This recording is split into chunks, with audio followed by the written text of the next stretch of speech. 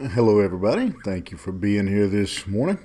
If you want to follow along today, we'll be looking at the next section of Solomon's wisdom, beginning in Proverbs chapter 11. And we will begin with verse 15. And we're going to look at a section today that Solomon addresses, where he teaches us about how the wise man deals with finances, how he deals with his money. And it's a common lesson throughout Scripture, but Jesus taught about it. He taught about, matter of fact, it was very common for Jesus to teach about the wise handling, faithfulness to God, and how we handle our resources. And so we're going to start in verse 15 with passage says, "He that is surety for a stranger shall smart for it, and he that hateth suretship is sure." This is again a repeat of something that he had already told his son in more detail back in the 6th chapter. And simply he warns his son of the danger of guaranteeing a loan for a stranger. And what a stranger meant was anybody outside the family. Not just when I think of a stranger, I think of somebody I don't know at all. But the word here is somebody outside your family. And so he's saying the wise man will never sign for a loan for anybody other than a family member. And even then, should be very cautious. We don't co-sign on something that if push come to shove, that we couldn't pay it ourselves. And what Solomon is teaching us is we should never, we don't risk the ability to take care of our own family to make a commitment to help someone else. We don't make a commitment that could potentially damage our testimony. We don't make a commitment that could ruin our witness in the community because of our inability to repay that note. And so it's really just a matter of again just utilizing wisdom that God gives us. That again, that we don't.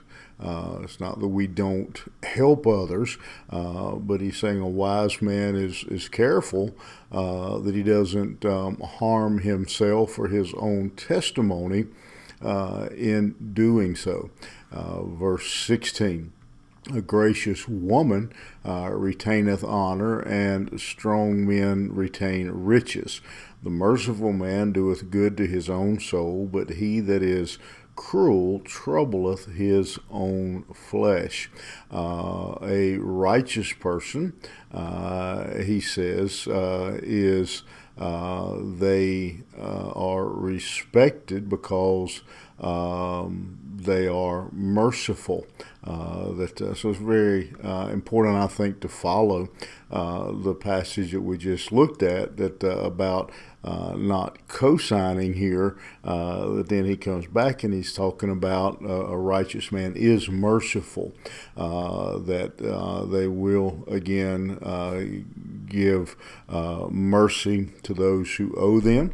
They will give mercy to people in other circumstances in their life, that they are gracious in this situation. There's no, and I know this verse is a gracious woman, but most people agree that that's again, like in situations where it talks about in the next verse, the merciful man doesn't exclude women from being merciful. That by saying gracious woman doesn't prevent men from being gracious and merciful. And so, again, it's just, I think really what you have there is kind of that parallel that we've talked about, a gracious woman in verse 16, a merciful man in verse 17. And the wicked, he says, worketh a deceitful work, but to him that soweth righteousness shall be sure reward. The long-term benefit of being a wise, righteous man. That reminds me of the old sermon, "Payday Someday," or in a more secular sense, the muffler commercial, "Pay me now or pay me later." He says the wicked and the righteous both will reap the results of their decisions. A righteous man will be rewarded, and a wicked man is going to reap the results of living a wicked life. But again, the righteous man has a testimony. We talked a few weeks ago about how the psalmist was the writer of the Proverbs was talking about how a righteous man, his memory lives on, and people respect and honor his memory, and so we see this. These few verses guiding us in our financial, in our dealings with others. That he says that a righteous man treats his others fairly. A righteous man deals with his financial affairs wisely, that he doesn't separate those out. He doesn't forget he's a Christian when he's dealing with his finances, and he tells us that there is a reward to that kind, to wise decisions. And something for us to think about today is that very thought, that there is again a payday someday. That whichever choice you make, and again, Solomon spent a lot of time in the early parts of this book reminding his son, there's a choice to make. You may have to make a decision. And now he's reminding us again that there are consequences and rewards to how we choose to live our life. If we choose to live our life righteously, he says there are rewards for that choice. But if we choose to disregard the wisdom of God, even in the handling of our finances, he says then there is a consequence for that choice as well. Something serious for us to think about as we go through today. The rewards and consequences of the decisions that we make. Have a great day, and we'll see you back here tomorrow morning.